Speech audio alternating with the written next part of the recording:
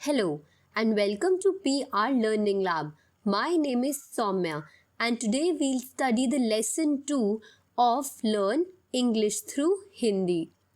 आज हम जिस टॉपिक की बात करेंगे वो है काउंटेबल और अनकाउंटेबल नाउन्स. आज के लेसन में हम क्या क्या सीखेंगे. सबसे पहले हम सीखेंगे कि काउंटेबल नाउन्स क्या होते हैं. उसके बाद हम सीखेंगे कि अनकाउंटेबल नाउन्स क्या होते हैं और इन दोनों टॉपिक्स को हम एग्जाम्पल्स की मदद से और अच्छे से पढ़ेंगे. नेक्स्ट टॉपिक जो हम सीखेंगे वो है कि ए और एन को किस तरीके से यूज़ किया जाता है नाउन्स के साथ. और लास्ट टॉपिक जो हम सीखेंगे वो है अनकाउंटेबल नाउन्स को काउंटेबल नाउन्स में कन्वर्ट करना. तो आइए लेसन शुरू करते हैं. सबसे पहले हम बात करते हैं टाइप्स ऑफ नाउन्स की. अब नाउन क्या होता है वो मैं आपको इससे पिछले वाले लेसन में यानी लेसन 1 में बता चुकी हूँ. अगर आपने वो लेसन नहीं देखा है तो उसका लिंक आपको डिस्क्रिप्शन बॉक्स में मिल जाएगा. मैं आपको हल्का सा ब्रीफ दे देती हूँ कि नाउन मतलब होता है किसी भी पर्सन, प्लेस, एनिमल, थिंग और फीलिंग का नाम. तो सबसे पहले आज हम बात करेंगे इस नाउन के टाइप्स कितने होते हैं. नाउन दो तरीके के होते हैं. पहला होता है काउंटेबल नाउन और दूसरा होता है अनकाउंटेबल नाउन्स. काउंटेबल नाउन्स वो होते हैं जिन्हें हम काउंट कर सकते हैं यानी कि जिनको हम गिन सकते हैं. अब यहाँ पर आप देखेंगे आपको कुछ बुक्स नज़र आएंगी. अगर मैं इन बुक्स को काउंट करूँगी तो ये 1 2 3 4 यानी कि ये टोटल 4 बुक्स हैं. उसी तरीके से यहाँ पे आपको एप्पल्स नज़र आएंगे.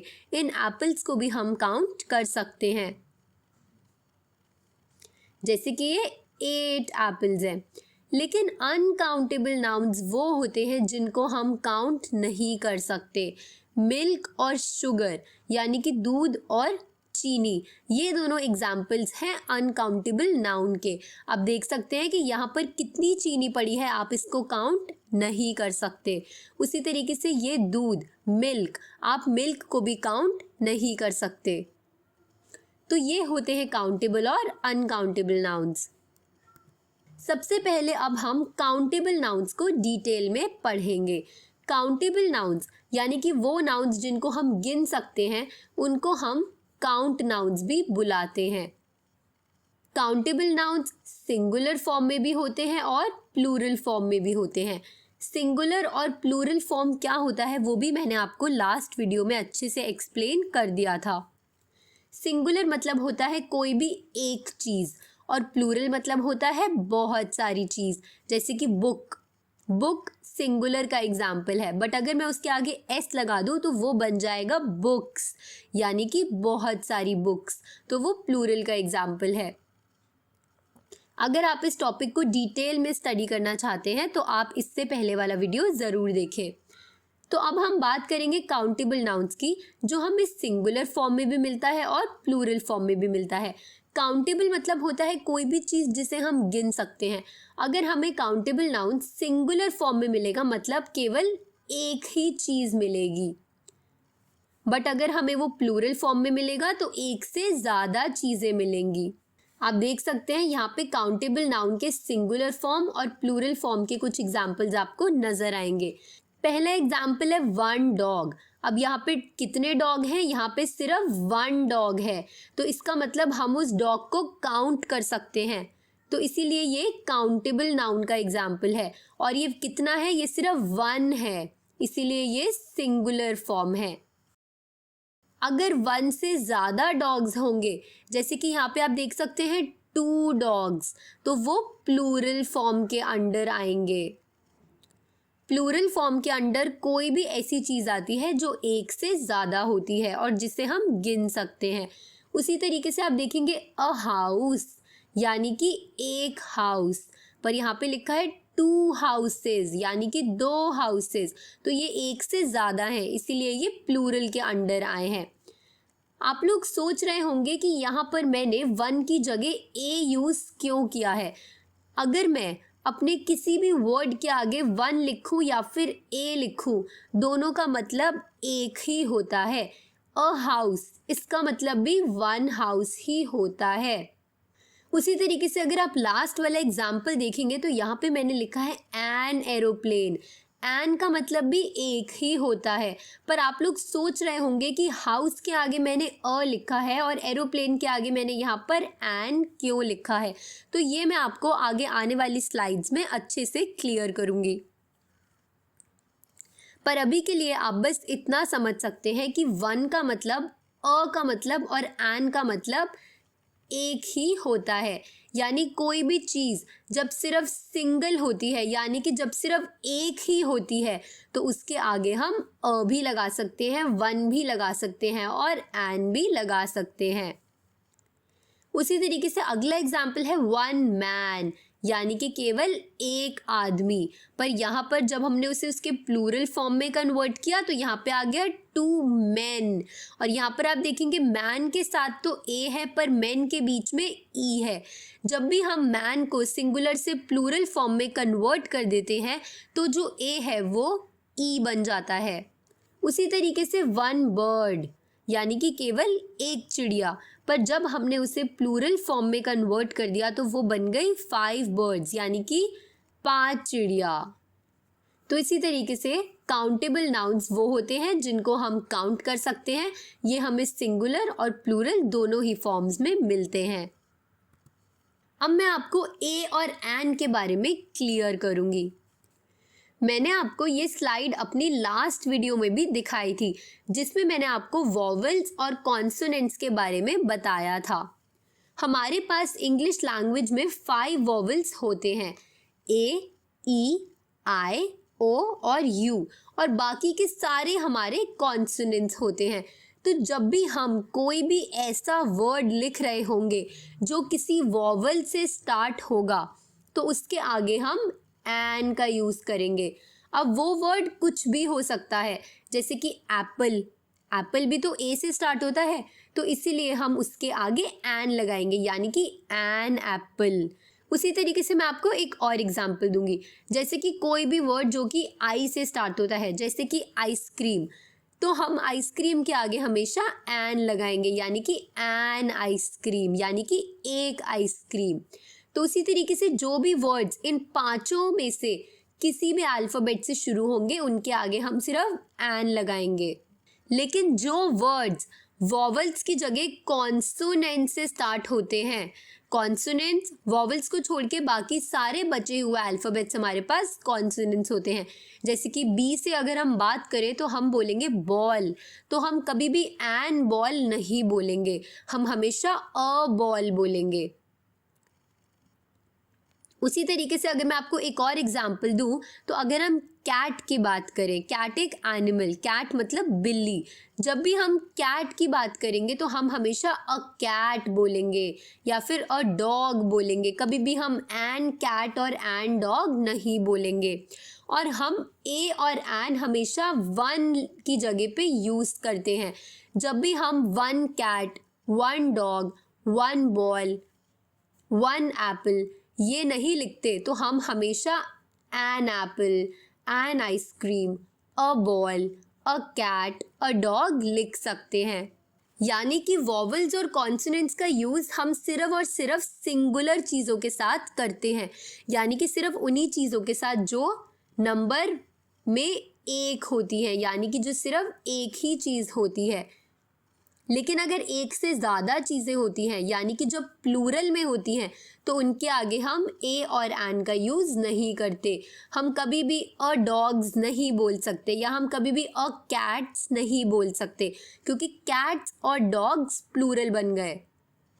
हम ए का यूज़ सिर्फ तभी कर सकते हैं जब हम किसी सिंगुलर चीज़ की बात कर रहे हो। उसी तरीके से हम एन का यूज़ भी सिर्फ सिंगुलर चीज़ों के साथ ही कर सकते हैं।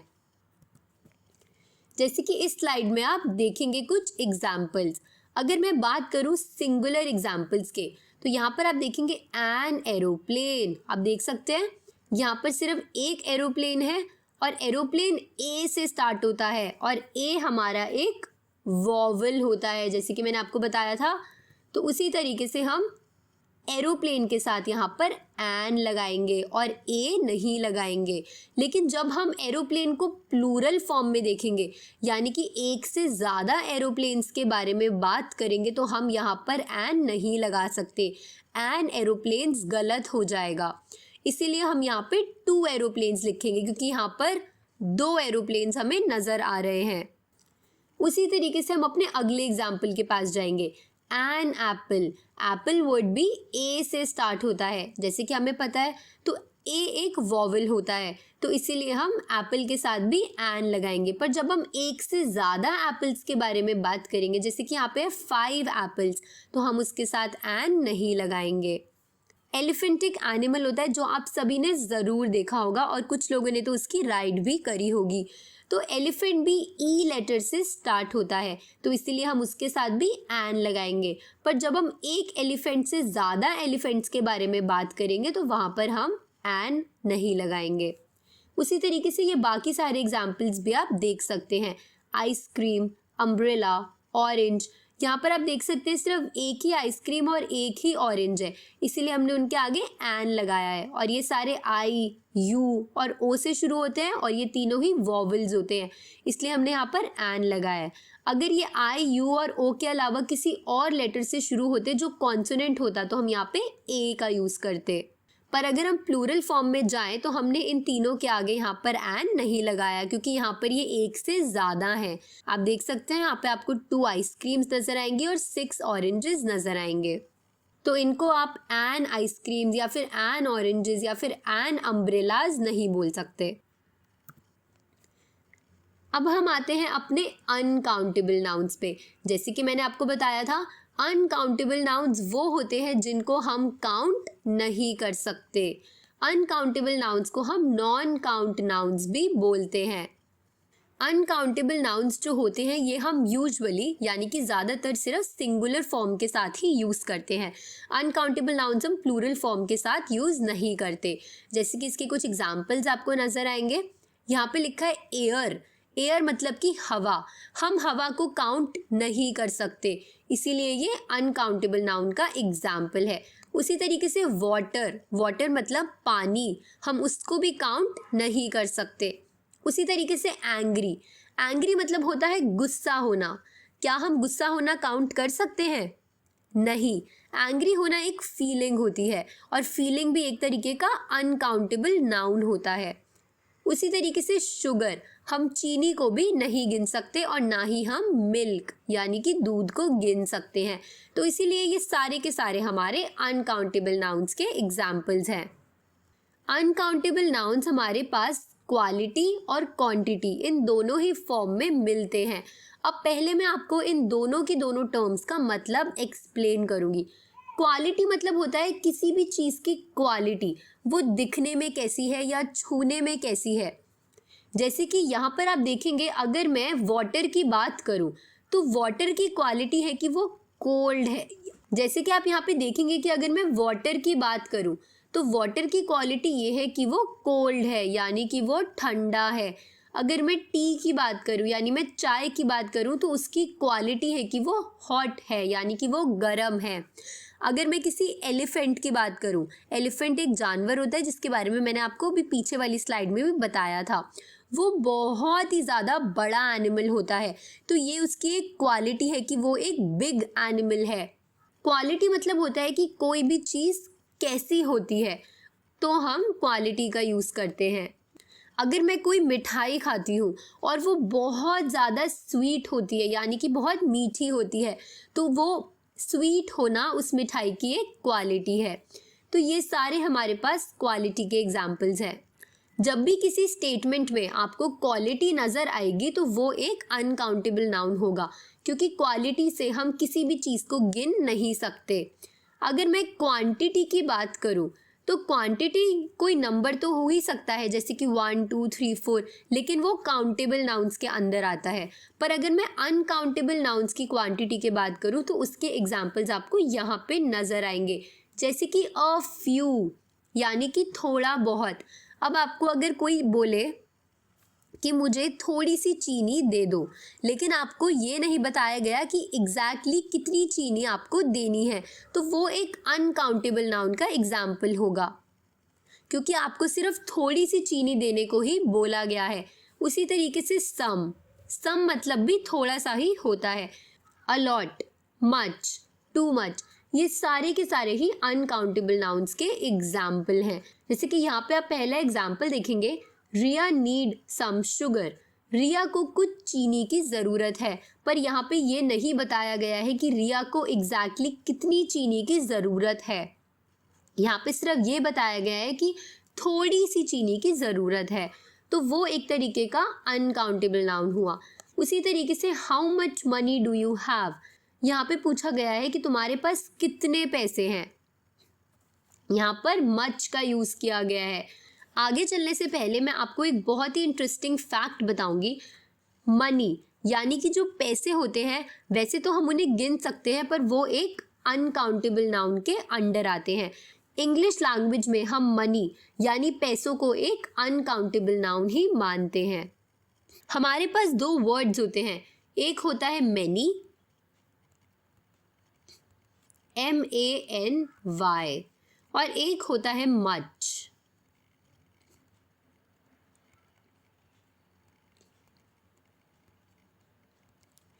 मैनी वर्ड का यूज़ हम हमेशा काउंटेबल चीज़ों के साथ ही यूज़ करते हैं, जैसे कि how many apples, how many books, how many mangoes. तो जब भी हमें किसी काउंटेबल चीज़ से रिलेटेड क्वेश्चन पूछना होता है तो हम हमेशा मैनी वर्ड का यूज़ करते हैं, पर जब भी हमें किसी अनकाउंटेबल चीज़ से रिलेटेड कोई क्वेश्चन पूछना होता है तो हम हमेशा मच वर्ड का यूज़ करते हैं। जैसे कि how much sugar, how much milk, how much money, how much water. तो इसीलिए मच का यूज़ हम अनकाउंटेबल नाउन्स के साथ करते हैं और मैनी का यूज़ हम काउंटेबल नाउन्स के साथ करते हैं। ये एक ऐसी चीज़ है जो आपको इंग्लिश में याद होना बहुत ज़रूरी है, क्योंकि अगर आपको ये याद नहीं होगी तो आप अच्छी तरीके से इंग्लिश लैंग्वेज समझ और बोल नहीं पाएंगे। Conversion of uncountable nouns into countable nouns. अब मैं आपको अनकाउंटेबल नाउन्स को काउंटेबल नाउन्स में कन्वर्ट करके बताऊंगी। इसके आपको यहाँ पे कुछ एग्जाम्पल्स देखने को मिलेंगे। पहला एग्जाम्पल है गिव मी सम ब्रेड, लेकिन यहाँ पे नहीं बताया गया कि कितनी ब्रेड की बात हो रही है, इसलिए ये एक अनकाउंटेबल नाउन का एग्जाम्पल है, क्योंकि यहाँ पे सम वर्ड का यूज़ हुआ है। लेकिन अगर यहाँ पे बता दिया गया कि give me a slice of bread, यानी कि मुझे ब्रेड का सिर्फ एक ही स्लाइस चाहिए, यहाँ पर ये चीज़ बता दी गई है, तो इसलिए ये काउंटेबल नाउन बन गया। उसी तरीके से यहाँ पे लिखा है there are a lot of dogs, यानी कि यहाँ पर बहुत सारे डॉग्स हैं, पर यहाँ पर ये नहीं बताया गया कि कितने डॉग्स हैं। पर जब हमने उन्हें काउंटेबल में कन्वर्ट किया तो हमने वहाँ पर बता दिया कि देयर आर 5 डॉग्स, यानी कि यहाँ पर 5 डॉग्स है। अब क्योंकि हम इन डॉग्स को गिन पा रहे हैं इसलिए ये काउंटेबल नाउन बन गया। नेक्स्ट एग्जाम्पल है I will drink some milk, मैं थोड़ा सा मिल्क पीऊँगा या फिर पीऊँगी, लेकिन यहाँ पर ये नहीं बताया गया कि कितना मिल्क पीऊँगी, इसीलिए यहाँ पर जब हमने उसे काउंटेबल में कन्वर्ट किया तो मैंने यहाँ पे बताया आई will drink a bottle of milk, यानी मैं दूध की पूरी एक बॉटल पीऊँगी। तो अब यहाँ पर जो मिल्क है वो एक काउंटेबल नाउन बन गया, क्योंकि बॉटल को तो हम ईजिली काउंट कर सकते हैं।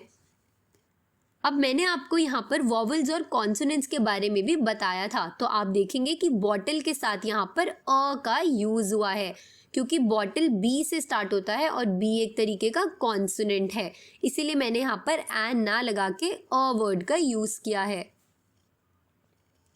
और अ मतलब होता है 1, तो इसीलिए मैं एक बॉटल दूध की पीऊँगी। अगर मैं एक से ज़्यादा पीती तो मैं यहाँ पे लिख सकती थी आई will drink 2 bottles of milk या फिर 3 बॉटल्स ऑफ मिल्क, तब मैं यहाँ पर अ वर्ड का यूज़ ना करती। नेक्स्ट हमारे पास एग्जाम्पल है he will come after a few days, यानी कि वो कुछ दिनों बाद आएगा। अब वो कितने दिनों बाद आएगा वो हमें यहाँ पर नहीं बताया गया है, इसीलिए जब हम उसे काउंटेबल में कन्वर्ट करेंगे तो हम यहाँ पे लिख सकते हैं he will come after 8 days. अब यहाँ पे हमें बता दिया गया है कि वो 8 डेज बाद आएगा, तो हम डेज को काउंट कर सकते हैं, इसीलिए ये काउंटेबल नाउन है। ब्रिंग मी सम शुगर, मेरे लिए थोड़ी सी चीनी लाओ। पर यहाँ पर ये क्लियर नहीं किया गया है कि कितनी चीनी लानी है, पर यहाँ पर आप देखेंगे ब्रिंग मी 2 kgs यानी कि 2 kilograms ऑफ शुगर, मेरे लिए 2 किलो चीनी लाओ। यहाँ पर बता दिया गया है कि चीनी कितनी लानी है, जो कि 2 kg है, इसलिए ये एक तरीके का काउंटेबल नाउन बन गया है। आई होप मेरे बताए हुए सारे टॉपिक्स आपको एकदम क्लियर हो गए हैं। इंग्लिश के और लेसन सीखने के लिए आप हमारी आगे आने वाली सारी वीडियोस को ज़रूर देखें। अगर आपको ये वीडियो पसंद आया तो प्लीज़ इस वीडियो को लाइक और शेयर ज़रूर कीजिए और हमारे चैनल को सब्सक्राइब करना ना भूलें। Thank you.